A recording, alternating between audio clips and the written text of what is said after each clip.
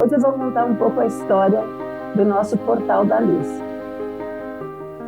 O início desse portal, ele tem uma história do idealizador desse projeto, que é o Senhor Divino João Cavion e sua esposa, Eulália Casagrande Cavion, e moravam afastados, onde não tinha hospital, não tinha nada, e o irmão dele, né, de 7 irmãos, ele era o mais velho, e esse irmão veio a falecer sem conseguir assistência médica, porque eles não tinham como levá-lo a um hospital, e ele acabou sofrendo muito essa dor de ver aquele irmão sofrer sem ajuda e sem condições. Então ele se fez um juramento, que quando ele ficasse mais velho e que ele tivesse condições de ajudar, ele iria então fazer uma instituição para atender pessoas carentes, como ele foi. Para fazer esse projeto todo, é óbvio que precisavam pessoas para vir se juntar a ele. E aí então ele idealizou na cabeça dele de fazer então, além do centro espírita, que foi a nossa primeira construção, né, o nosso início, ele também tinha a ideia de fazer um centro, então, uma escolinha para as crianças, como começou a escolinha Nosso Lar, hoje, Centro Assistencial Portal da Luz, né? A primeira casa foi o Centro Espírita Portal da Luz, depois a segunda foi a nossa escolinha, depois foi feito, então, o Centro de Eventos, né? Que está até hoje, né? Sendo um grande auxiliar para podermos, então, manter a instituição. Meu nome é Isabel, eu coordeno o Serviço de Convivência e Fortalecimento de Vínculos aqui no Portal da Luz, no qual atendemos 80 crianças como meta, né, dentro do nosso projeto. Meu nome é Irene, trabalho há 17 anos no Centro Assistencial Portal da Luz e é muito bom e gratificante servir eles. Eu sou a Marilei, sou assistente social aqui do Portal da Luz. A relação que eu tenho com as crianças aqui é de muito amor. Então, para nós, isso é muito gratificante. Quando a gente sabe que a gente conseguiu mudar, transformar alguma coisa, esse é o nosso trabalho, é por isso que a gente está aqui, por eles. E a gente vem aqui trabalhar por amor, a gente se dedica porque a gente gosta daquilo que a gente faz e se sente feliz de poder colaborar um pouquinho no meio de tanta situação dramática como nós estamos presenciando hoje. E que Deus abençoe toda essa família Portal da Luz, todas as pessoas que por aqui passaram. Foram muitas que deixaram o seu legado. Um abraço a todos e continue prestigiando o Portal da Luz. Venham nos conhecer, venham conhecer o trabalho. Estudando o Livro dos Espíritos. Um estudo sequencial da obra O Livro dos Espíritos de Allan Kardec. Essa é a nossa forma de transmitir esperança, conhecimento e alegria.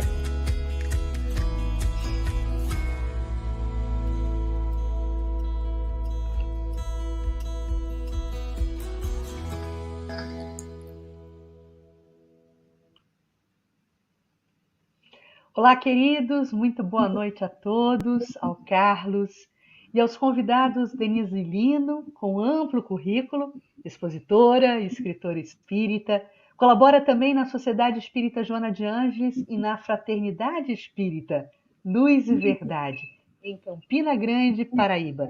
E seja bem-vindo ao amigo Calcide Sarroris, que é coordenador dos estudos aprofundados da doutrina espírita da Federação Espírita de Goiás, a FEEGO. Tudo bem? Muito bem. Isso, Carlos. Saudações a todos, né? Como a Denise e o Calci estavam conosco, né, no programa anterior, no estudo anterior, e ficaram várias perguntas para serem respondidas, então, ainda relativas, não é, aos itens anteriores. Antes da gente entrar nos itens 15 e 17, eu penso se a Denise e o Calci, bem, se a gente responde algumas daquelas perguntas pendentes, pode ser? Sim. Tudo bem? Sim. Ótimo. Então, vamos começar com a Denise, não é? Espíritos de personalidades destacadas aqui na nossa Terra não são necessariamente evoluídos como espíritos desencarnados. É uma afirmativa, né, da pessoa. Aí ela diz, a bondade, por exemplo, é uma característica importante a se destacar? Correto isso? Correto, Carlos. Essa é uma pergunta bastante importante. A pessoa que fez a pergunta, ela teve uma percepção correta. O fato de a pessoa ser alguém destacado na sociedade, mas não ser bondoso ou não ser caridoso, não assegura um lugar no mundo espiritual. Vou usar essa expressão bem comum. E aí eu vou lembrar, Carlos, duas coisas que nós dissemos na live passada, para quem não assistiu, poder assistir a live. Nós citamos o texto da Rainha de França, uma realeza terrestre, que está no Evangelho segundo o Espiritismo, capítulo 1º. Esse texto traz com muita clareza a experiência de alguém que viveu sob os holofotes, digamos assim, na Terra, mas que se depara com uma realidade espiritual muito diferente da sua realidade na Terra, né? E o capítulo 15 do Evangelho segundo o Espiritismo, fora da caridade não há salvação. Muito bom. Agora para o Calci. Calci, vamos resgatar uma questão do programa passado. A pessoa pergunta, o que aconteceu com Abraão dentro daquele contexto referente a Deus, haver mandado que ele sacrificasse o próprio filho? Não seria para deixar aos homens um exemplo de fé e obediência a Deus? Uma bela noite a todos os companheiros. Muita paz. Olá, irmãzinha Cristiane, meu irmão Carlos Campetti, irmã Denise, e os companheiros que estão nos bastidores do comando. Esse texto está lá no livro Gênesis, o primeiro livro do Antigo Testamento, cuja autoria é atribuída a Moisés, no capítulo 22. E lá está dito da seguinte maneira: Deus, para testar a fé de Moisés, pediu que ele, ou determinou que ele, sacrificasse o filho, Isaque. E aí o companheiro está indagando. A conclusão que ele tira é corretíssima. Dentro da Bíblia, qualquer informação que você tirar, que te dê um norte, que te traga uma consolação, que te dê uma orientação que seja boa, saudável, está perfeita a interpretação. Agora, há outras interpretações que dão a respeito deste texto, né, de que Deus ter mandado matar. Deus não... Se Deus tem conhecimento de tudo, ele não precisaria testar a fé. E Deus não utiliza métodos violentos. Deus não sugeriria jamais isso. O que levanta para nós, portanto, a importância da gente distinguir bem os espíritos, compreendê-los e saber quem é espírito de Deus realmente, quem não é. Muito bom. Excelente, né? A gente espera que atenda aí a pergunta, que foi muito oportuna, interessante, mas que no Espiritismo nós vamos aprendendo a interpretar, sem nunca dissentir, não é? Mas ir procurando entender, como o Calci colocou, e a questão de se perguntar, de fato, Deus fala realmente diretamente conosco? Ele não tem intermediários, né? Ele não tem uma pleia de trabalhadores, e quem de fato fala conosco são os espíritos, não é? Então, daí o que o Calci colocou, qual é o tipo de espírito que fala conosco? Um bom espírito não vai propor jamais que a gente mate alguém, nunca, não é? Bom, aqui, Denise, também é uma questão controversa, não é? Por que não aceitar os estudos de Kardec? Pois ele é um cientista do espírito, utilizando inclusive o método científico de observação naquela época. Muitos não aceitam, principalmente a classe acadêmica e, às vezes, né, até a ciência oficial. Por quê? Isso. Essa é uma questão absolutamente pertinente, importante para os nossos dias. Nós poderíamos dedicar uma live toda a ela. Como nós não temos o tempo de uma live, eu vou tentar ser sintética, né? Essa pergunta, inclusive, Carlos e companheiros, nos levam a rever a noção de paradigmas em ciência, que é a noção de modelo, assim, para simplificar a resposta. Então, um primeiro fato pelo qual Kardec ainda não é aceito hoje na academia pandemia é porque a chamada ciência oficial, aquela que circula nos periódicos das universidades, dos programas de pós-graduação, nos congressos acadêmicos, ainda não reconheceu o espírito como um objeto de investigação. Sendo essa exatamente a grande contribuição de Kardec. Recentemente, numa outra live, me perguntaram assim, qual a maior contribuição de O Livro dos Espíritos para a ciência? E eu respondi, ora, ter descrito um novo objeto para a ciência e um novo método de investigação. Esse objeto é o espírito e esse método de investigação conjuga, entre outros aspectos, a chamada observação. A perspectiva metodológica de observação, ela não é uma perspectiva universal para todas as ciências. Na área em que eu trabalho, por exemplo, a observação é um método científico imprescindível. Nós não conseguimos trabalhar sem fazer observações muito agudas, muito pontuais, correlacionando vários fatos. Mas para outras áreas da ciência é preciso uma série de testagens. Basta a gente se referir à área que está gerando as vacinas, por exemplo, em relação à Covid-19. Então, há muita testagem, os métodos são outros. Então, Kardec ainda não é aceito porque a ciência oficial não reconhece.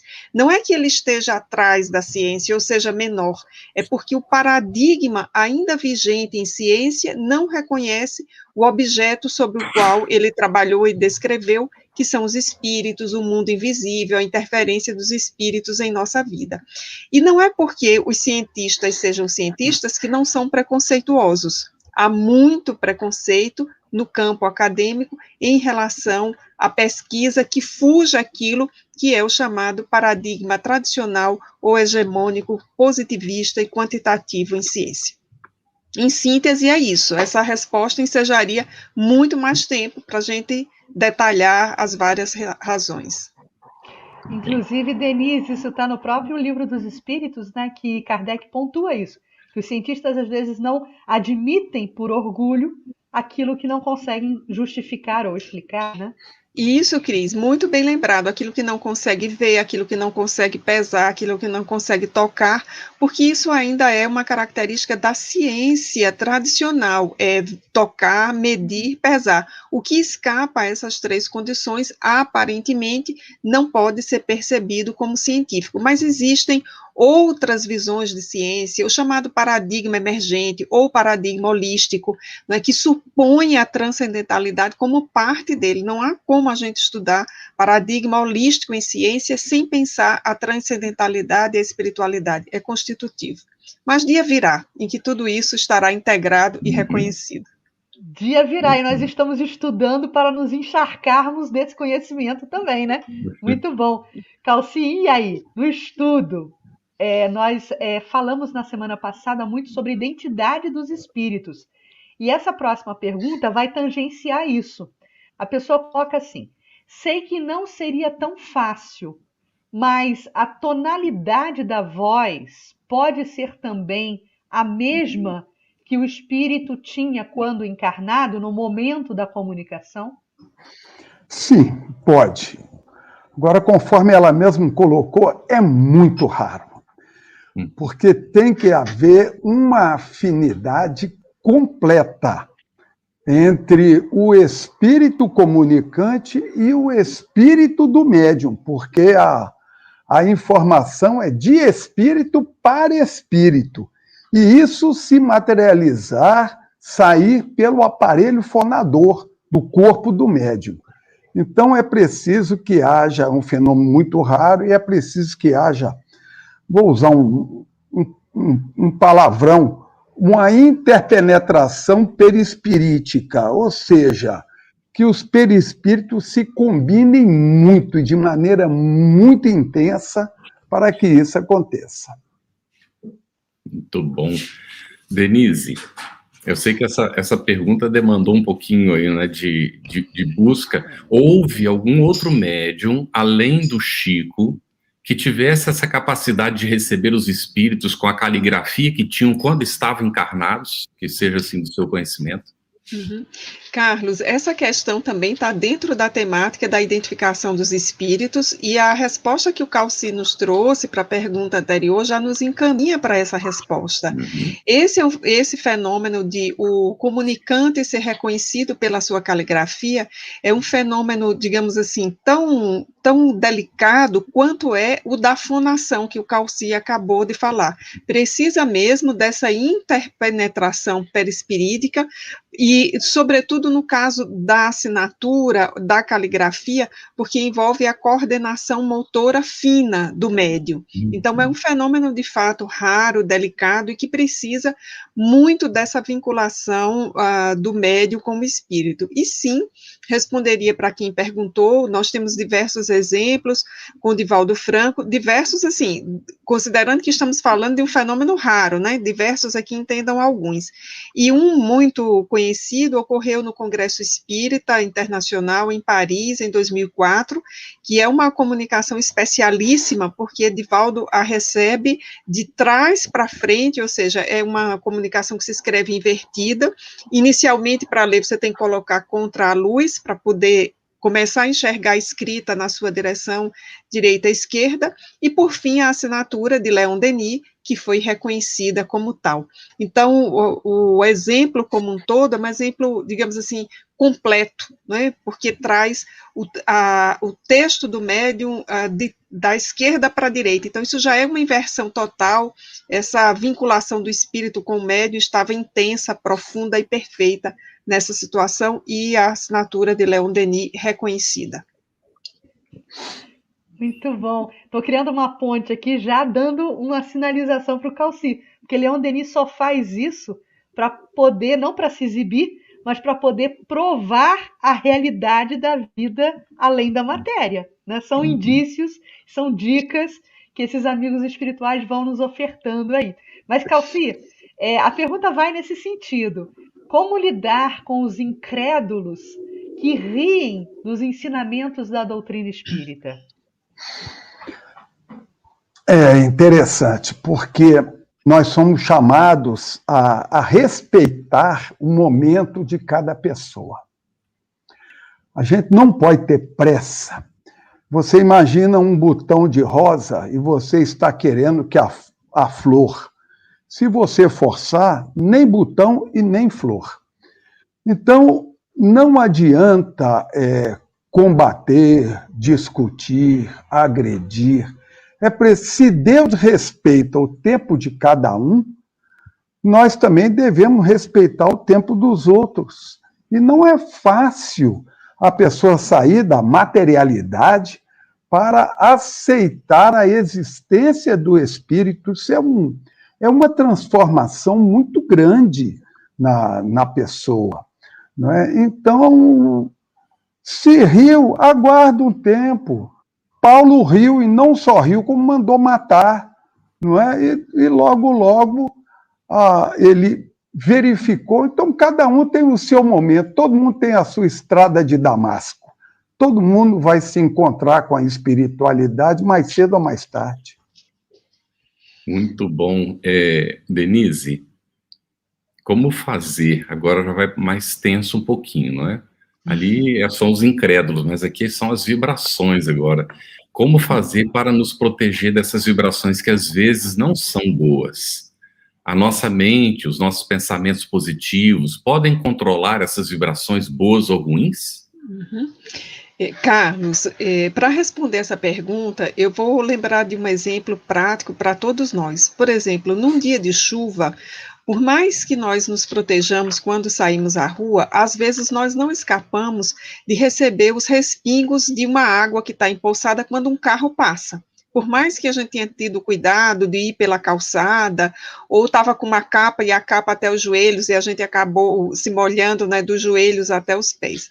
Então, esse exemplo é para que quem está chegando agora e nos acompanhando e começando a entender toda essa temática das vibrações, possa compreender que, por vezes, por mais que nós nos preparemos, tenhamos como lema aquela assertiva de Jesus do vigiai e orai, por estarmos no mundo em evolução, nós não conseguimos fugir de vibrações desencontradas que a nossa revelia nos atingem, por nós estarmos nesse mundo. O problema não é esse, porque todos nós vamos passar por isso, e o vigiar e orar precisa de fato ser o nosso lema. Eu acho que o desafiador, como a pergunta coloca, é controlar. A palavra controlar, ela é muito forte nessas circunstâncias, porque não se trata de controlar, mas se trata de se recompor quando nós caímos em vigilância, quando nós não conseguimos manter o vigiar e orar, ou quando mesmo mantendo a nossa revelia, nós somos alvo de vibrações desencontradas que vêm de outras pessoas em nossa direção, ou nesse momento que nós estamos vivendo. Nós estamos vivendo um momento tumultuadíssimo em termos de vibrações, e é muito difícil manter para a imensa maioria das pessoas um nível de vibração elevado. Então, eu diria mais especificamente a pessoa que perguntou, não se preocupe em controlar, porque controlar dá aquela ideia de rigidez, né? Eu tenho que controlar, e se eu controlar isso aqui, nada vai sair do lugar, nenhuma vibração ruim vai me atingir. Não é bem assim. Nós seremos atingidos, mas o importante estará na disposição de se recompor. Então, voltar às preces, voltar ao evangelho no lar, voltar a cultivar bons pensamentos, o que lemos, o que ouvimos, o que assistimos, quais são as nossas escolhas, porque é um grande conjunto que vai, então, produzir aquilo que hoje a gente chama de uma imunidade espiritual, ou seja, vai nos trazer barreiras defensivas dessas vibrações desencontradas que estão tão fortes nesse momento. Muito bom, Denise. Olha, ainda para o Calci, uma questão sobre a identidade dos espíritos. A pessoa coloca assim, ela começa com uma afirmativa. Se um espírito se apresenta com um nome, pela linguagem, nós conseguimos identificar se ele é ou não de Deus, se ele é de Deus. Mas, se o médium está sob uma fascinação, ou se toda a equipe mediúnica estiver sob uma obsessão e compromete toda a reunião, o que fazer nesse caso, Calci? É interessante. E a informação que ela repassa para a gente é a questão da linguagem. Evidentemente que um espírito superior, medianamente superior, não precisa ser nenhum espírito muito estratosférico, não, mas um espírito medianamente superior jamais utilizaria uma linguagem chula, grosseira, ou recomendando alguma agressão, algum assassinato, alguma coisa. Não há a mínima possibilidade. Então, por essa linguagem, você pode observar se o espírito é um espírito bom ou não. Mas nem sempre a linguagem ela traz a identidade, porque há os falsos profetas, há os falsos cristos que utilizam de palavras doces e tal, e no meio dessas palavras eles embutem a sua colocação, a sua perversão, uma orientação maldosa.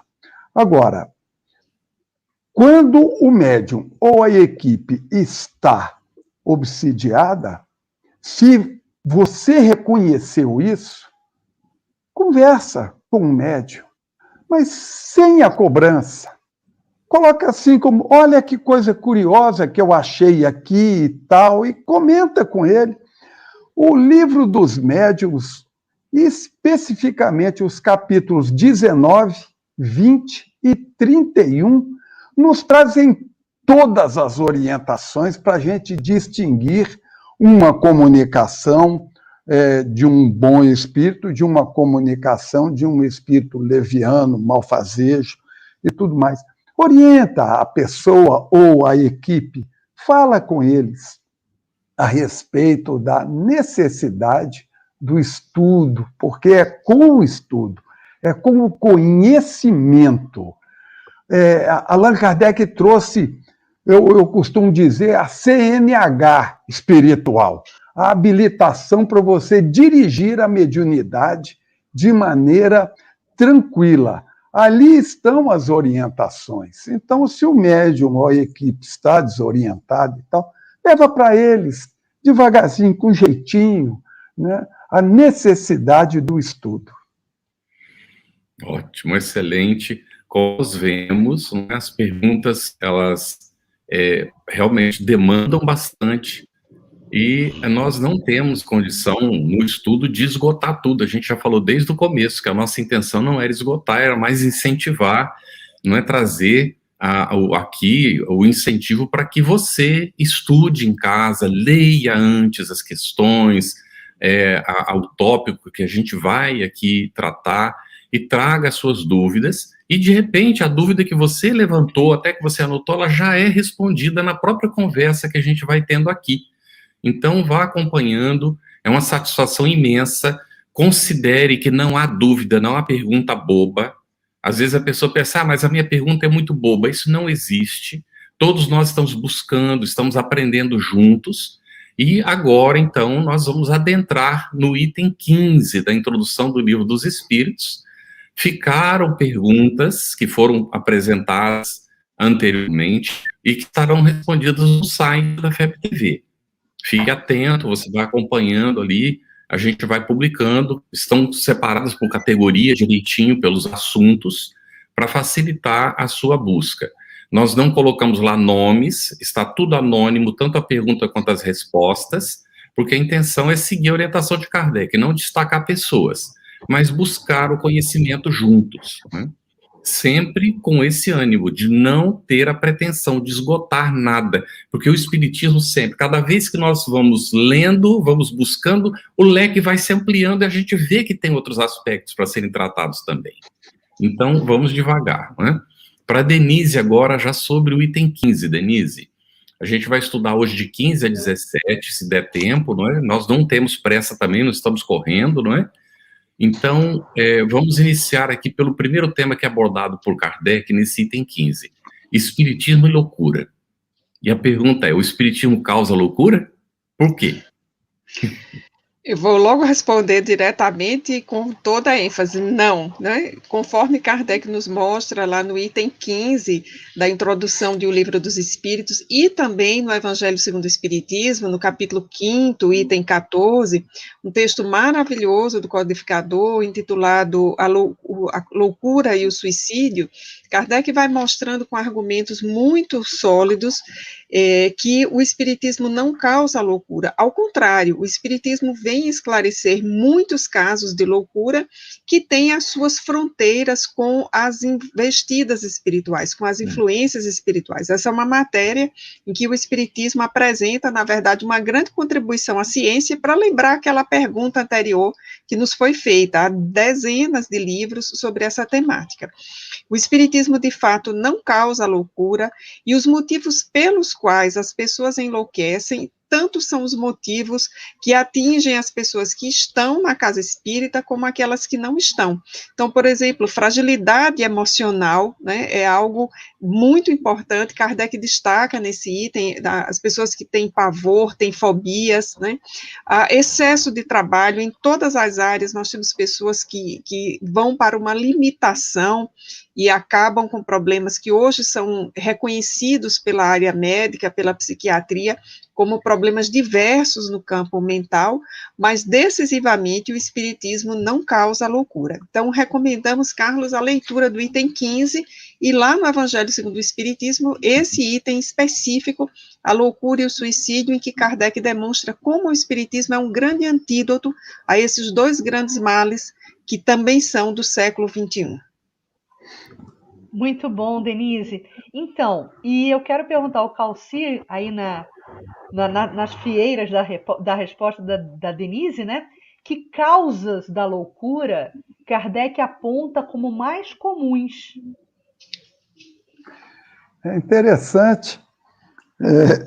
Essa pergunta me remeteu a uma história que meu avô gostava de contar para a gente. Meu avô dizia que o sujeito chegou num asilo de loucos, no hospício, e encontrou lá um interno e conversou com ele. A pessoa conversou normalmente, interagiu com ele normalmente e tal. E ele perguntou, escuta, o senhor, eu estou vendo que o senhor está internado aqui, o senhor é louco? Ele falou, não sou louco não, me botaram aqui só porque eu gosto de pão de queijo. Ué, mas não é possível uma coisa dessa.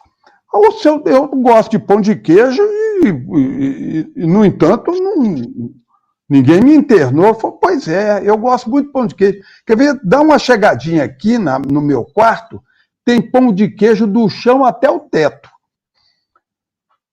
Essa informação mostra que, é o que Kardec diz, qualquer coisa pode ser o objetivo da mania, né, pela qual a loucura se foca. Kardec coloca muito bem aqui, ó. A loucura tem como causa primeira uma predisposição orgânica do cérebro. Ou seja, a pessoa, pão de queijo, automóvel, qualquer coisa pode ser motivo. E é o que Kardec coloca para nós nesse item 15. Ele diz, qualquer coisa, numa pessoa com essa predisposição, qualquer coisa pode ser o motivo. E quando a Denise fez o comentário dela, eu me lembrei aqui da Dona Maria, a louca, de Portugal. Ela era antes chamada de Dona Maria a Pia, né? Piedosa, não é? Mas ela, por ver espíritos, né? Ela ficou transtornada porque não conhecia a naturalidade que é a vida espiritual, que é o grande objetivo da doutrina espírita é exatamente esse, livrar a pessoa da possibilidade de se perturbar ao ver ou ouvir espíritos. Muito bom. Carlos, Denise, eu quero te passar a palavra, mas é só para incluir aqui uma pergunta para o Calci, que eu acho que você pode comentar também. Está bem no foco dessa questão da Danúbia, de 8h27. Agorinha, ela fez essa questão. E quando a pessoa não cuida da mediunidade e causa loucura, quer dizer, a gente tem que avaliar aí essa afirmativa, né? Pessoas com mediunidade desequilibrada. Então, Calci, Denise, logo em seguida faz o seu comentário também. A mediunidade, ela não causa loucura, nem a mediunidade não cuidada. Já há uma predisposição. Então, é preciso que fique bem claro isso. Porque torna-se, às vezes, folclore, né? Começou na reunião mediúnica, não pode nunca mais abandonar, porque senão, 3 pontinhos, né? Vem a ameaça aí. Isso é folclore. Evidentemente, a pessoa que tem compromisso com a mediunidade e tem lá os seus inimigos espirituais, aquele que cuida de fazer o bem se protege. Deixando de fazer o bem que a mediunidade proporciona realizar, deixando de fazer o bem, ele está sujeito às situações, mas não porque não cuidou na mediunidade, mas é porque tem inimigos, tem situações. Então, a gente precisa separar bem uma coisa da outra para ficar muito bem claro isso. Cris, eu queria só... Oi, Carlos, queria só fazer um adendo, e foi ótimo, Cris, que você tenha colocado essa pergunta antes, né? Parece que tudo está traçado aqui nesse programa, né? Mas as coisas vão, de fato, se encadeando de uma forma muito interessante e muito inteligente. Veja só, o que eu queria chamar a atenção é sobre o rótulo da loucura como um discurso que menospreza ou como um discurso que ameaça. Isso é histórico na nossa sociedade, no Ocidente, na Idade Média era muito comum. Quando se queria desvalorizar uma pessoa ou desautorizar a sua fala, o seu discurso, era só rotulá-la de louco. Fulano é um louco, fulano é um louco. E ninguém vai prestar atenção a um louco. E isso continua existindo no século XXI. Quando nós, enquanto sociedade, queremos desvalorizar um discurso, nós associamos esse discurso ao da loucura, porque aí passa a não ter prestígio, passa a ser uma coisa nonsense. Por outro lado, esse mesmo discurso da loucura acaba tendo socialmente um outro uso, que é o uso do ameaçador, que o Calci tão bem levantou aí, né? Porque é um discurso ameaçador que exclui a misericórdia divina. Então, uma vez vinculado à mediunidade, você não poderá deixar 3 pontinhos, como o nosso amigo disse, e é como se a misericórdia divina não existisse.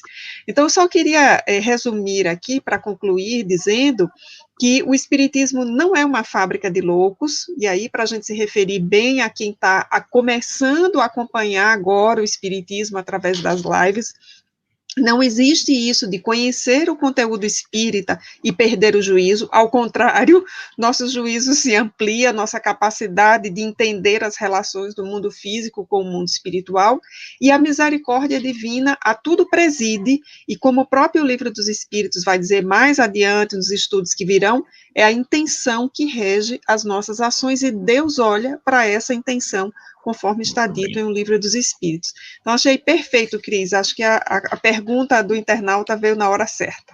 E tem uma outra aqui bem relacionada, Denise, né? Também, que foi também às 8h27, feita pelo Ângelo Vital. Dentro do tema Espiritismo e Loucura, ele pergunta, esquizofrenia tem relação com mediunidade? Acho que já está até respondida, mas comenta um pouco mais, Denise, por favor. Veja só, a matéria da esquizofrenia ela é uma matéria muito complexa, que merece ser vista de um ponto de vista multidisciplinar, com uma abordagem médica, mas também com uma abordagem espírita. Na obra do espírito Manuel Filomeno de Miranda, psicografada por Divaldo Franco, nós vamos encontrar em vários dos seus livros descrições de casos de esquizofrenia, esses confundidos quando não bem diagnosticados com algum tipo de mediunidade. E aí o que é que nós encontramos? Por vezes, a falta de um diagnóstico claro e preciso para uma intervenção médica adequada e um pouco conhecimento espírita para misturar manifestações que são próprias de uma doença mental grave, como é a esquizofrenia, com algum indício de mediunidade. Então, quando as coisas se confundem, falta diagnóstico claro dos dois lados. Do ponto de vista espírita, essa matéria que é tão complexa e que mobiliza tanto a nossa compreensão, a nossa compaixão, ela precisa ser vista à luz da noção de reencarnação. Ninguém está sob a dificuldade da esquizofrenia, porque não é só o paciente, é ele e toda a sua família. Somente uma família que tem um paciente esquizofrênico sabe que dor é essa, se a gente não olhar essa matéria à luz da reencarnação. Então, há uma causa no passado que predispõe a pessoa na atual existência, sob a supervisão das leis divinas, de projeto reencarnatório, a enfrentar a prova da esquizofrenia. Mas a esquizofrenia não é mediunidade. E exercício da mediunidade, segundo os moldes espíritas, não levará à esquizofrenia. Acho que o Calci poderia completar para nós essa matéria tão delicada, Carlos. Acho que é importante a gente falar sobre isso. Sim, com certeza.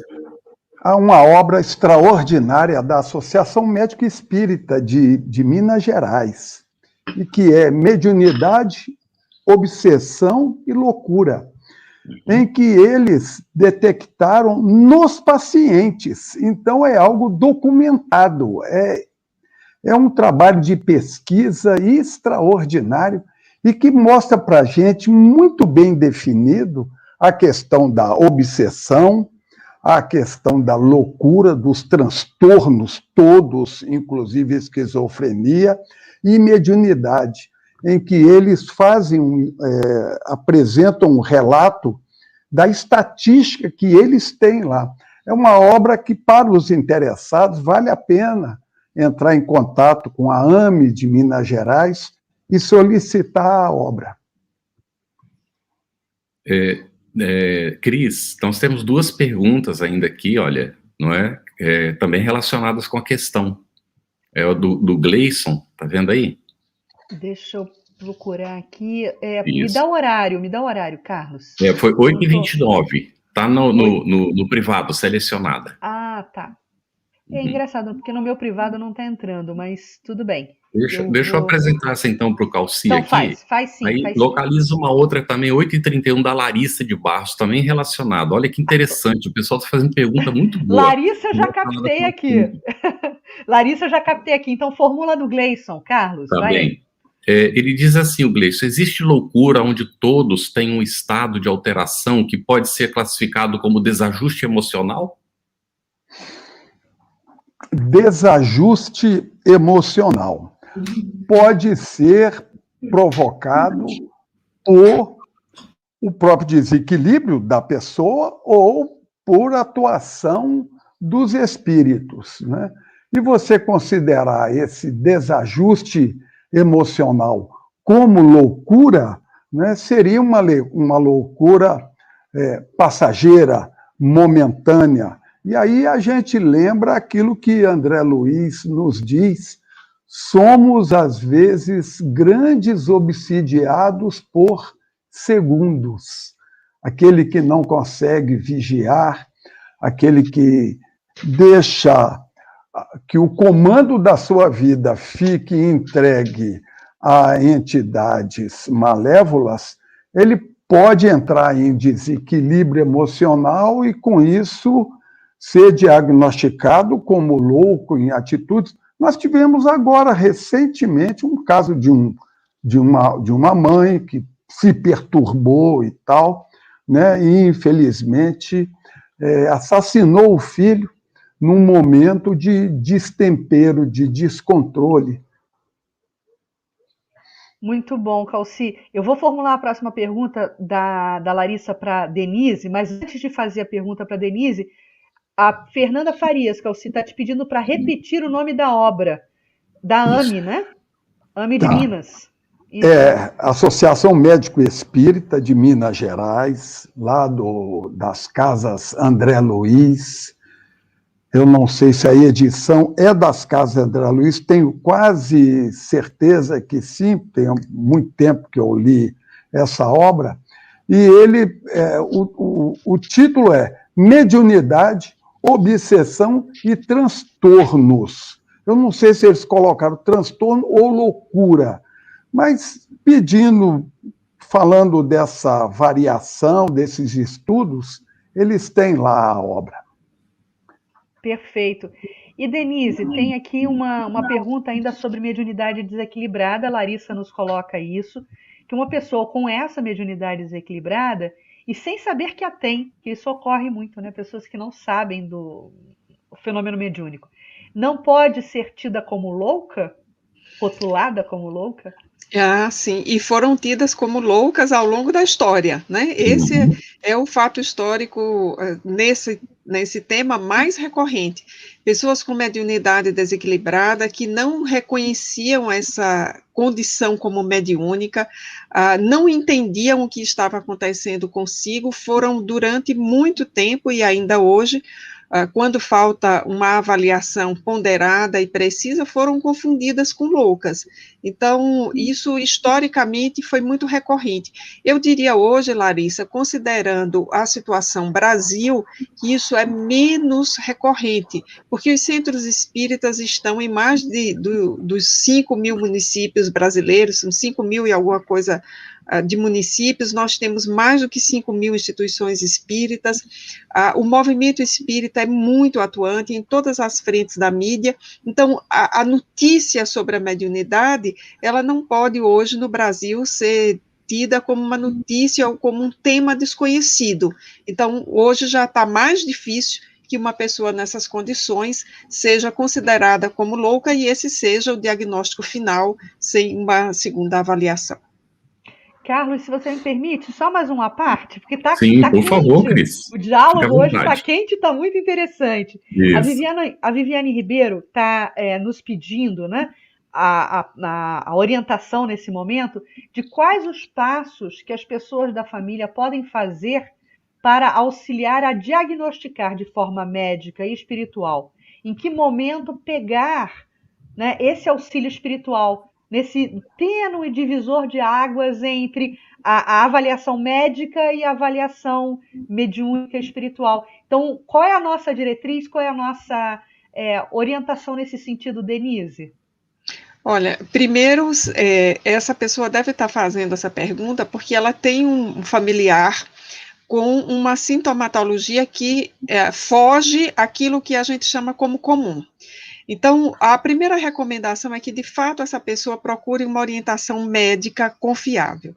E a segunda orientação é que ela procure uma instituição espírita de referência na sua cidade. Haverá, sim, se não na sua própria cidade, mas muito próximo.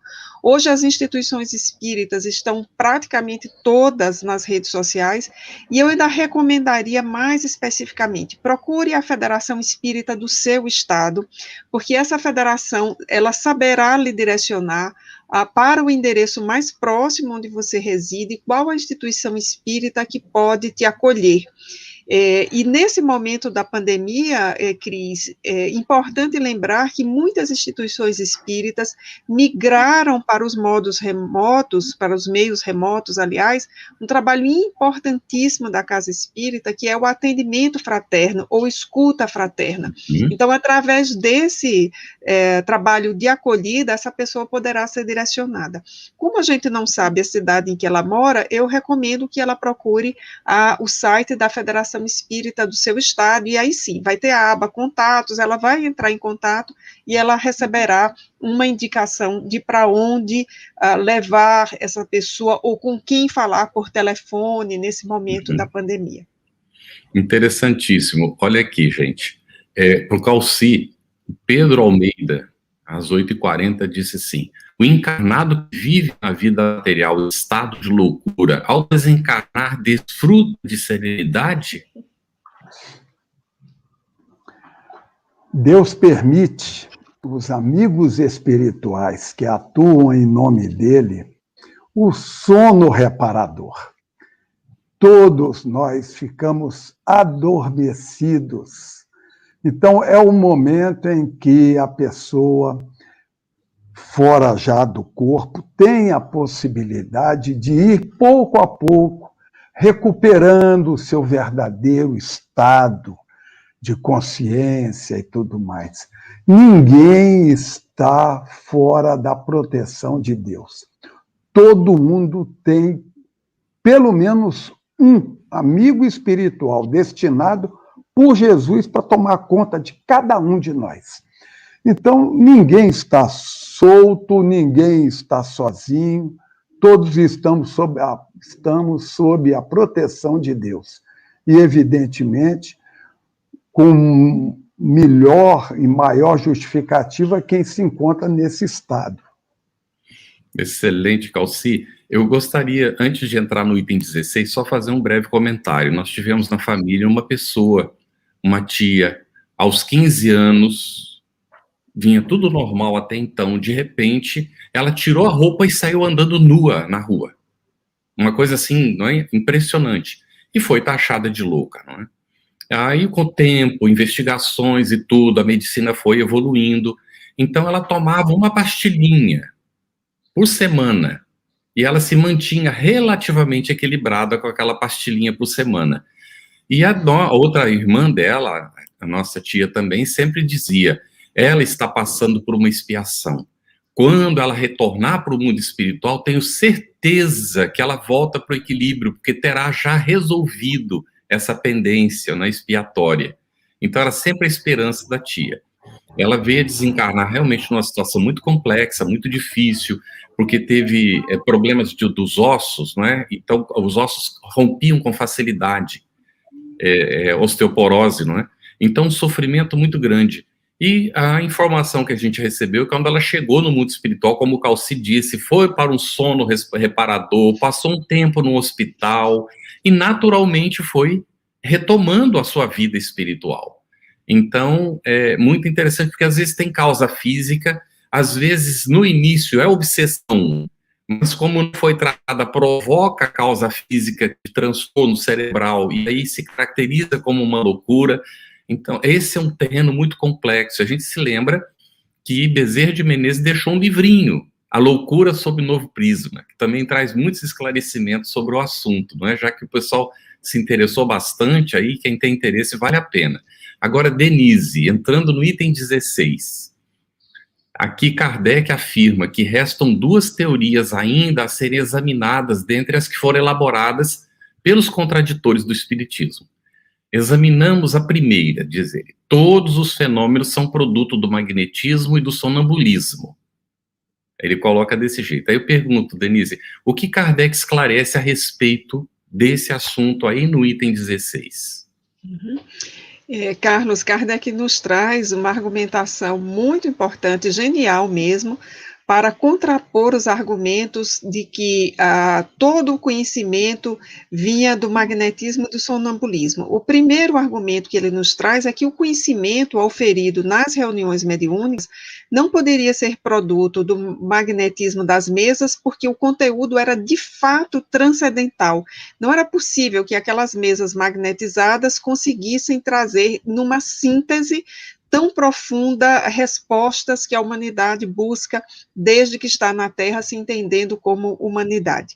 E sobre o sonambulismo, a tese não se sustenta porque, se os médiuns conseguiam em estado sonambúlico apresentar aquele conhecimento, por que não o faziam em estado de vigília?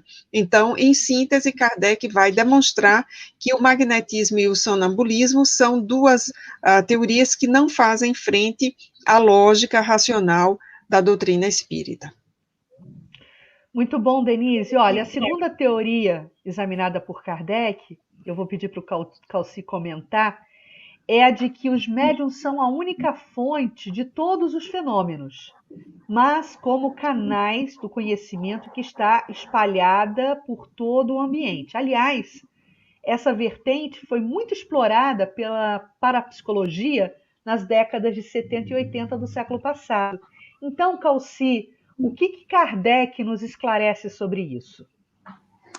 É interessante o capítulo 16, conforme a Denise Lino falou para a gente, né? Kardec aponta duas objeções que ele diz, essas são sérias, então vale a pena a gente falar sobre elas. Porque dizer que é louco, que é isso, que é aquilo, é bobagem, né? A oposição só pela oposição é bobagem. Então ele apresenta duas objeções que ele diz, essas valem a pena a gente se deter um pouco sobre elas. A primeira, a Denise comentou com a gente, o médium utiliza o magnetismo, ou seja, tira dele mesmo. Aquilo que é dito, que é escrito, o médium tira do seu próprio conhecimento. Essa é a primeira objeção e que a Denise colocou para a gente. A segunda é, o médium obtém como canal, ele obtém as informações dos circunstantes. Mas a observação é a seguinte, e quando a informação, ninguém ali sabia, nem o médium, nem os circunstantes. Aí a informação foi para a Lua, né? Foi um negócio, porque disseram, não, ele pega então da casa do lado, de alguém no planeta, ou até mesmo de alguém em outro planeta. Ora, apresentaram, para negar a existência do espírito, apresentaram um negócio muito mais fabuloso e impressionante. Você imagina, alguém em Marte mandando uma informação para alguém que está lá em Paris e essa pessoa capta essa informação. Agora, quando é em Paris, na Alemanha, no Brasil, nos Estados Unidos, na Holanda, aí fica difícil. E a mesma informação. Essa aí é que derruba essa alegação de que o médium capta de si mesmo ou capta dos circunstantes a informação. Mas, Calci, aqui tem uma coisa curiosa que eu gostaria de apresentar. Ainda que entendamos que os médiuns captam os pensamentos e influências dos espíritos, não é? Para, então, transmitir essa comunicação dos espíritos, o médium, de alguma maneira, não participa também das comunicações? Maravilha de pergunta. Que beleza, porque dá a oportunidade da gente mostrar o que é mediunidade. Porque médium não é alto-falante. Médium é intérprete. Aliás, a palavra médium quer dizer intermediário. Tem o mesmo significado da palavra profeta, que vem do grego profite, que quer dizer intermediário. É aquele que se posta entre o mundo espiritual e o mundo material. Aquele que traz informações do mundo espiritual. Ora, ele sendo um intermediário, evidentemente que a alma dele, a ânima, né? A alma dele também participa das informações. O grande esforço do médium é cada vez ser menos atuante. O médium é um intérprete, então, evidentemente, que em toda comunicação, o modo de falar, o modo de escrever, a construção da frase é feita pelo médium, porque ele recebe a ideia, e não palavra por palavra para ele ir escrevendo. Ele recebe a ideia e transmite, ou falando, ou escrevendo, como intérprete que é. Então, o médium participa, sim, inconscientemente, com a sua personalidade, a sua característica. Muito bom. Denise, continuando na introdução, item 16, porque a Dália nos pediu para referenciar o nosso momento aqui do estudo, então nós estamos na introdução, no item 16. E a pergunta, Denise, para você é a seguinte: Kardec apresenta nesse item 16 um argumento forte, informando que a teoria da influência dos espíritos não é de concepção humana. Você poderia comentar um pouquinho sobre isso? Isso, Cris. Nesse item 16, nós encontramos Kardec apresentando o argumento de que os próprios espíritos denominaram a doutrina que nós chamamos dos espíritos, e que eles trouxeram um conhecimento que escapava completamente aos médiuns, nessa introdução aí maravilhosa que o Calci fez para nós. Então, era um conhecimento que excedia qualquer conhecimento possível dos médiuns que estavam naquela reunião, que era completamente desconhecido para eles. E o mais interessante, a informação que aparecia numa dada reunião, aparecia a mesma informação numa outra reunião, o que levou a Kardec a formular, como parte do seu método, o critério de universalidade do ensino dos espíritos. Então, esse critério ele é muito importante, e é ele que dá sustentação a esse argumento forte de que essa teoria aliás, a doutrina dos espíritos é um conhecimento que vem dos próprios espíritos, são eles que nos influenciam e influenciaram os médiuns com os quais Kardec trabalhou, e influenciam os médiuns que nem ouviram falar em Kardec ainda nos dias de hoje. Então, não há como negar que esse conhecimento vem, diria Chico Xavier, dos céus à terra, ou o telefone toca de lá para cá, para usar a expressão do médium mineiro. Muito interessante, Denise. E Calci, a gente lembra que Kardec registrou que houve um momento que ele tinha contato com mais de 1000 centros espíritas, não é? Não só da França, mas de vários lugares. Há, inclusive, na Revista Espírita, registro de comunicação de Kardec com o Grupo Espírita do Brasil, né? Logo naquele início. Então, a gente vai observar que ele realmente vai criar esse critério, como a Denise colocou. A comunicação era dada aqui, o outro grupo não sabia de nada e estava recebendo a mesma informação, ou Kardec, às vezes, na dúvida, mandava a pergunta para vários grupos sem que eles soubessem que cada um estava recebendo as perguntas, não é?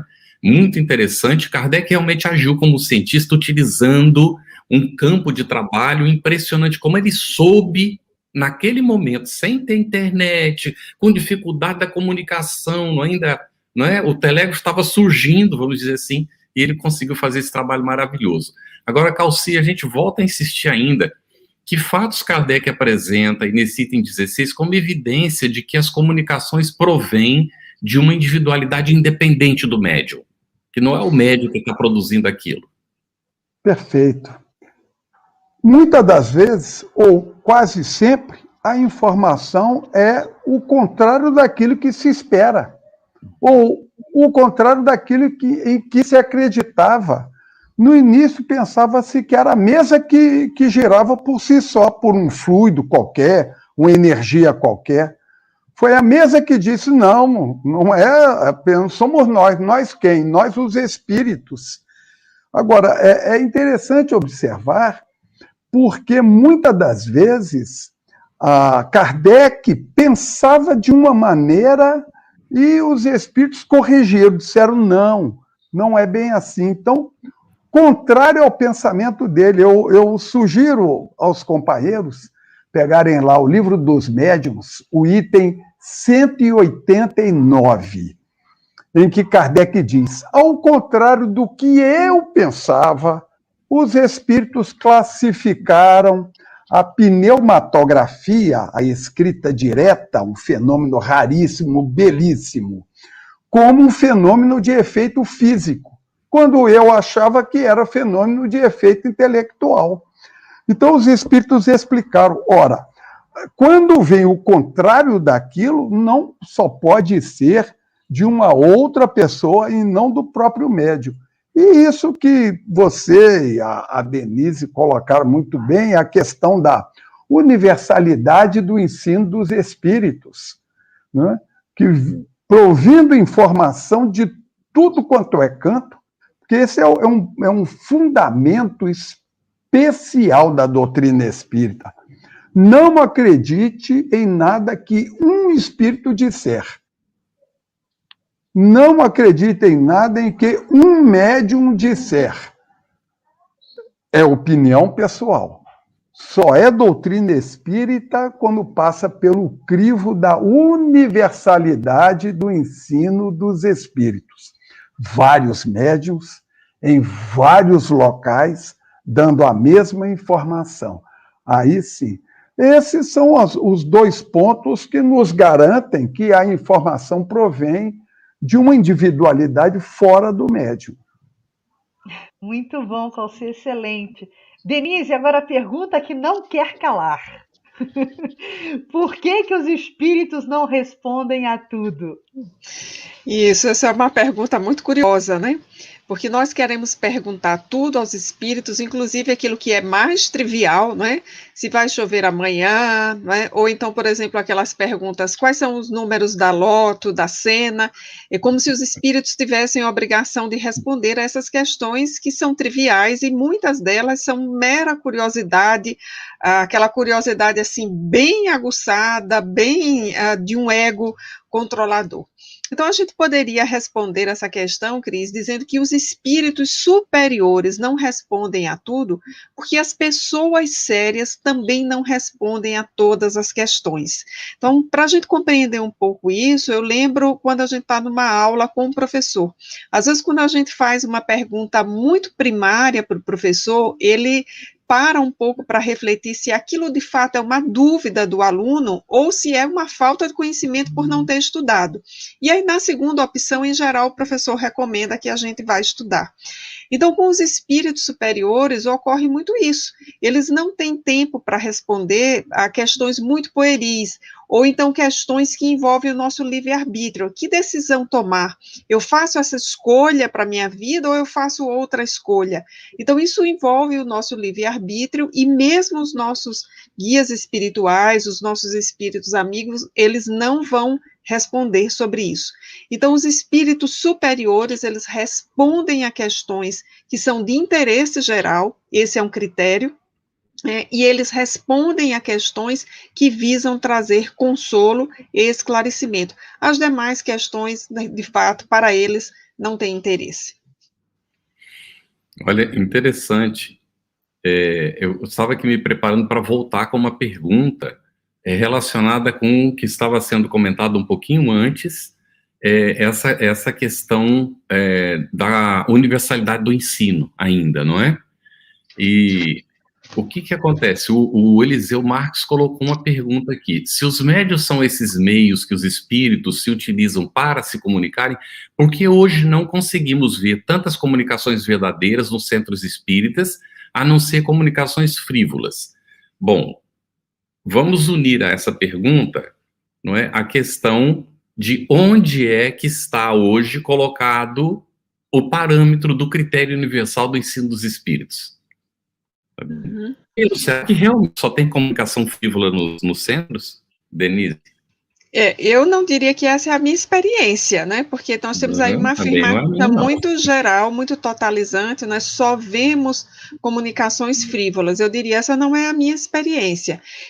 Olhando para algo que é muito o meu material de trabalho, que é a literatura espírita, se nós observarmos o último livro publicado por Divaldo Franco, nós temos ali uma discussão, digamos assim, me falta uma outra palavra mais esclarecedora, mas nós temos, aliás, um diálogo, chegou a palavra, nós temos um diálogo entre uma descrição da Covid do ponto de vista espiritual e o que está acontecendo conosco, e aquilo não pode ser rotulado de uma comunicação frívola.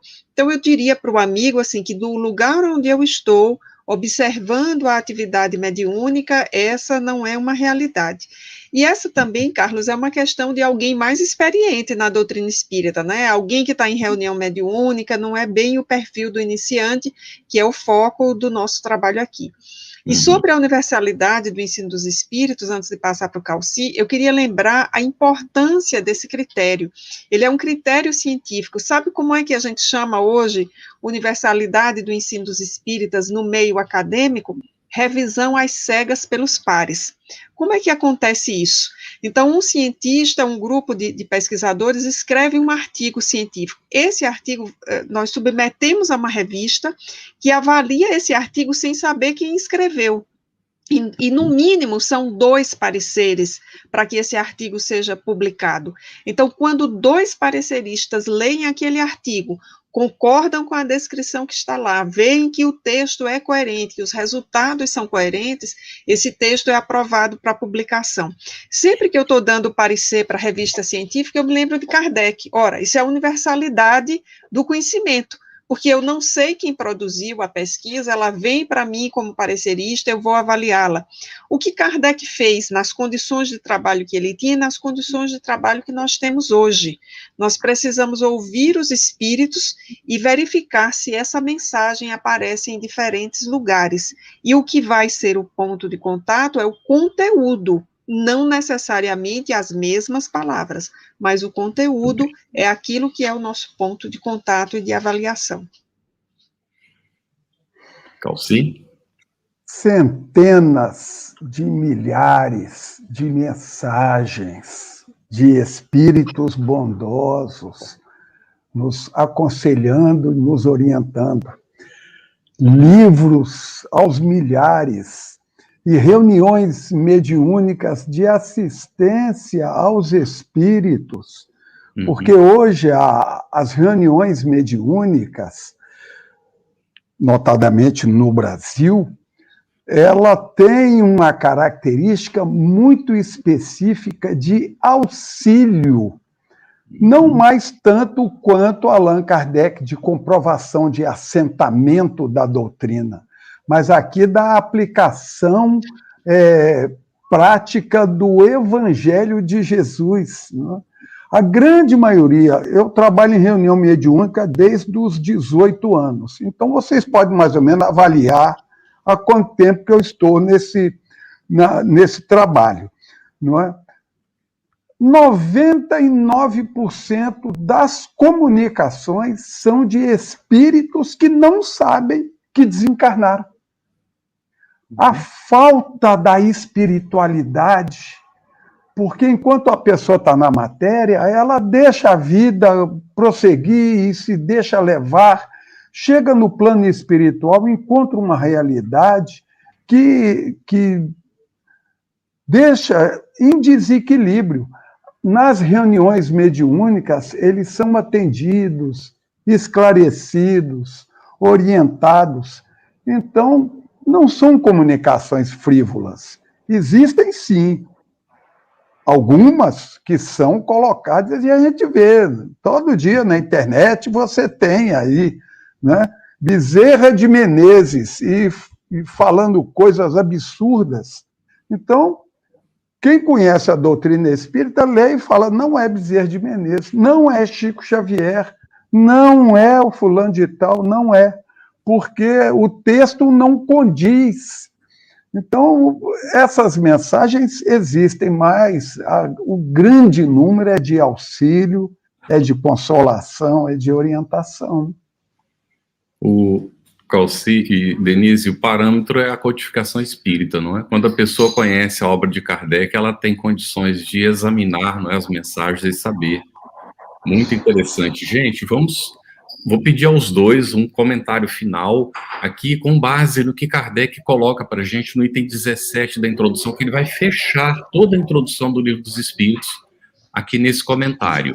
Ele registra o ceticismo no tocante à doutrina espírita, quando não resulta de uma oposição sistemática por interesse, origina-se quase sempre do conhecimento incompleto dos fatos, o que não obsta a que alguns cortem a questão como se a conhecessem a fundo.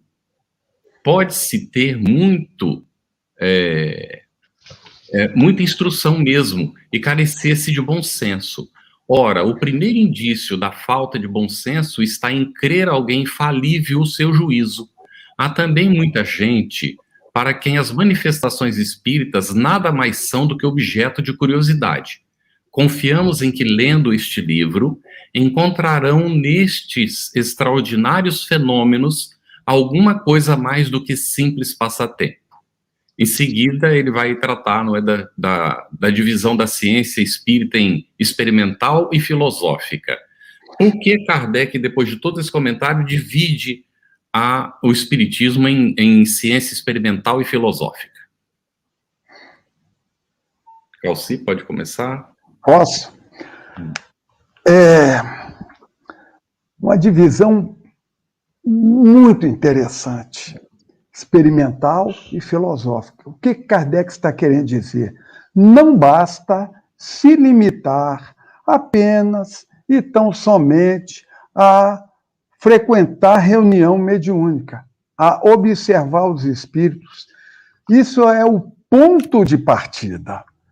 A doutrina espírita vai muito mais além do que o simples fenômeno, do que a simples experimentação, que por si já é fantástica, né? Comprovou a existência dos espíritos, mas a doutrina espírita vai além.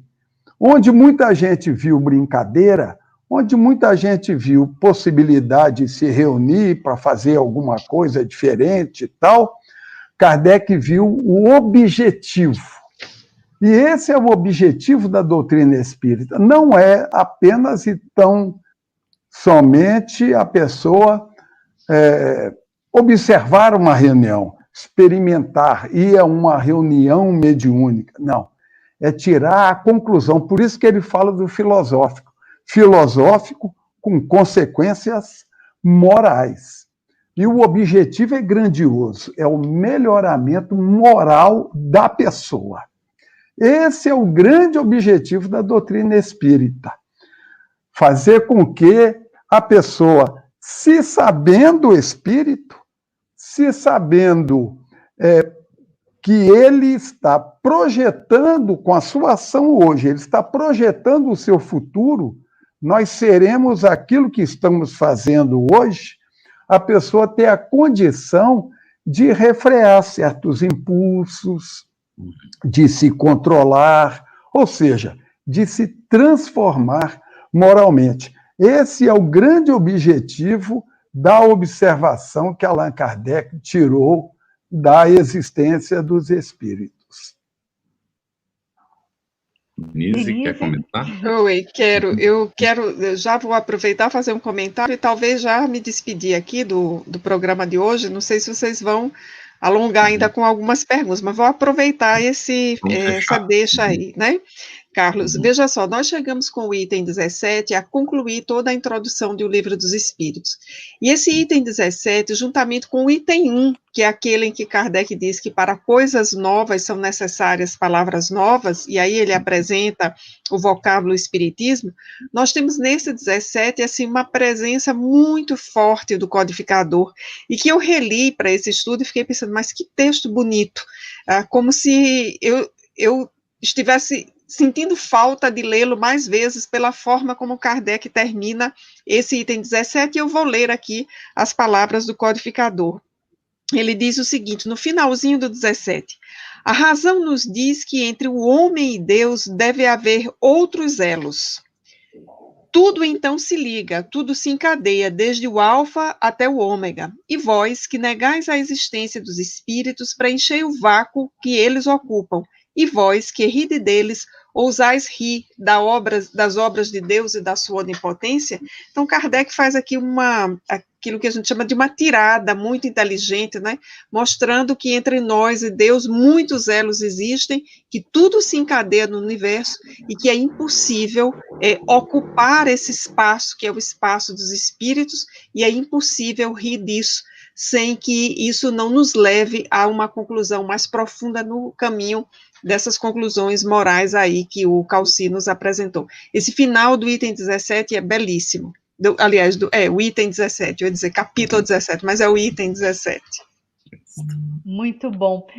Bom, nós estamos encerrando por hoje, né? Mas vale algumas informações que a gente separou aqui, porque tem muita gente perguntando como é que acompanha os programas anteriores, como é que se acessa eles offline, né? Então, a gente vai dar aqui algumas dicas.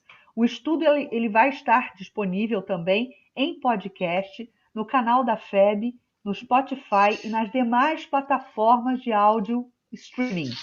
Os nossos encontros semanais, eles ficam gravados e disponíveis gratuitamente, por isso divulgue, compartilhe para aqueles que não puderam assistir ao vivo. Vai lá, FEB TV e recupera.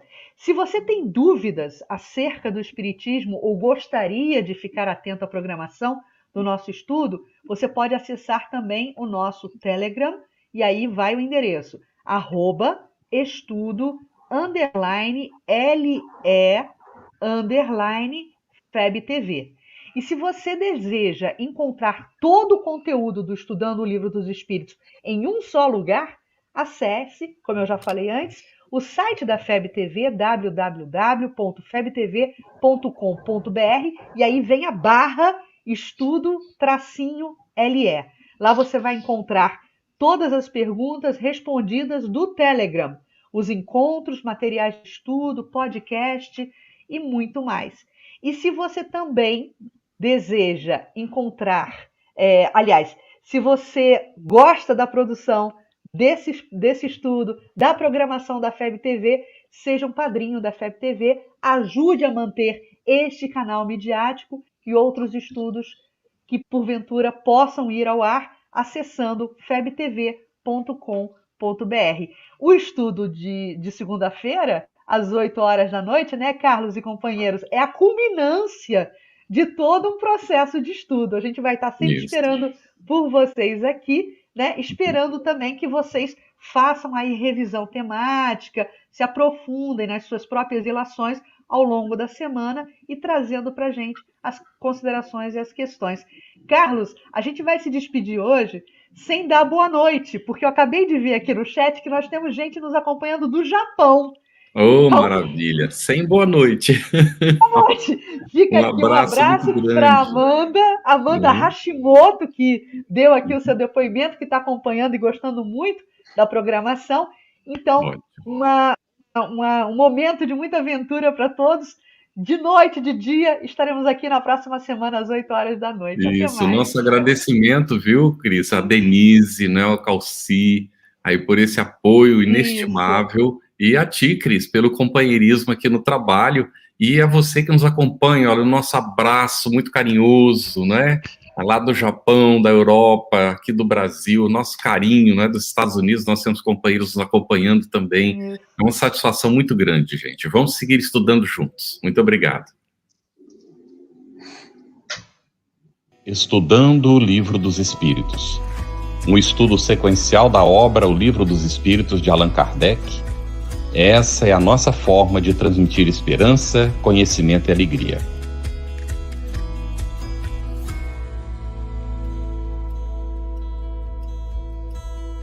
Aproveitando a minha expressão de gratidão, dizer que tu continues a participar, colaborando tanto quanto possível, para que esta proposta de amor e de paz continue a celebrar a vida por mais longos anos, porque a necessidade do mundo é impiedosa, crescente. E nós não podemos, que vivemos o bem, ficarmos ociosos, parados e contemplando, achando que Deus vem fazer aquilo que nós precisamos fazer. Minha gratidão, o meu abraço e o meu terno convite para que continuamos juntos com a FEB TV no ar, brilhando luz.